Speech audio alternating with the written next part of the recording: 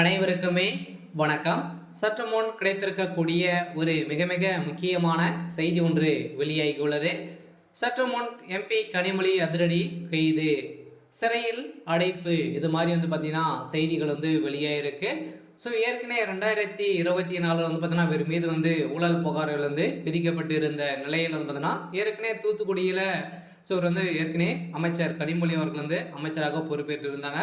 So அதில் நிதியாக ஒதுக்கப்பட்டிருந்த so மொத்தமாகவே ஒரு 1500 கோடி பார்த்தீங்கன்னா ஒதுக்கியிருந்த நிலையில் அந்த பகுதியில் மொத்தமாகவே ஒரு 60 கோடி பார்த்தீங்கன்னா செலவு செய்தது மட்டுமே செய்திருக்கக்கூடிய நிலையில் இப்போ அனைத்து ஊழல் பட்டியலும் பார்த்தீங்கன்னா நீதிமன்றத்தில் ஆஜராகி இருக்கக்கூடிய சூழ்நிலையில் தான் அமைச்சர் கனிமொழி அவர்கள் ஆஜராகி இப்போ டெல்லி சிறையில் அடைக்கப்பட்டிருக்கக்கூடிய நிலையில் ஸோ டெல்லியுடைய நிலையத்தில் ஒரு மிகப்பெரிய பூகம்பம் தான் வெடித்திருக்கு. ஸோ அதனால் திமுகவுடைய தலைமையகத்துக்கு ஒரு மிகப்பெரிய அதிர்ச்சி அளிக்கக்கூடிய சம்பவம் தான் நடந்திருக்கு. ஸோ இதை பற்றி இந்த வீடியோவில் பார்க்கலாம். ஸோ அதுக்கு முன்னாடி ஸோ நம்ம சேனலுக்கு எப்போ தான் நீங்கள் முதல் முறையாக வந்திருக்கீங்க அப்படின்னா மறக்காமல் நம்மளுடைய சேனலை சப்ஸ்கிரைப் பண்ணி சப்போர்ட் பண்ணுங்கள்.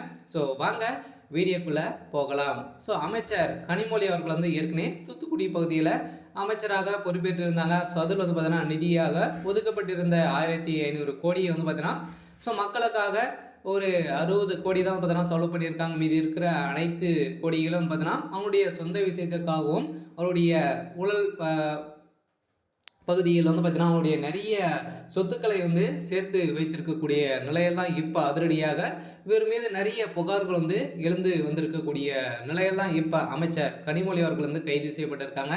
ஸோ அதெல்லாம் ஏற்கனவே ஸோ ராசா அவர்களும் கனிமொழி அவர்களும் 2G வழக்கில் சிக்கியிருந்தாங்க.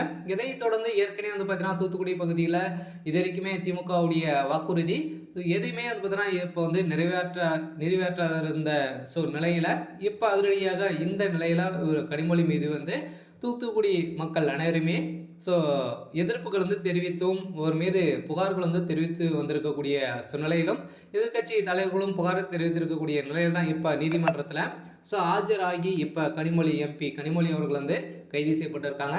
ஸோ அதெல்லாம் ஏற்கனவே பார்த்தீங்கன்னா சபாநாயகர் அப்பா பார்த்தீங்கன்னா ஒரு இப்போ சட்டமன்ற கூட்டத்தில் ஒரு 10 எம்எல்ஏக்கள் தான் இடைநீக்கம் செய்திருக்கக்கூடிய நிலையில் இந்த நிலையிலும் அதனுடைய 10 எம்எல்ஏக்களும் பார்த்தீங்கன்னா அவருடைய பதவி கனிமொழி அவருடைய பேரும் இருக்குது.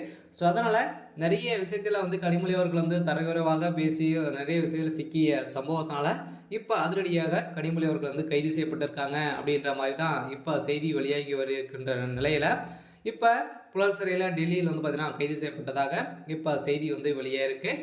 சரி, ஓகே. ஸோ இன்னைக்கான அப்டேட் பார்த்தீங்கன்னா இதுதான். ஸோ மறக்காமல் நம்மளுடைய சேனலை சப்ஸ்கிரைப் பண்ணி சப்போர்ட் பண்ணுங்கள். தேங்க்யூ.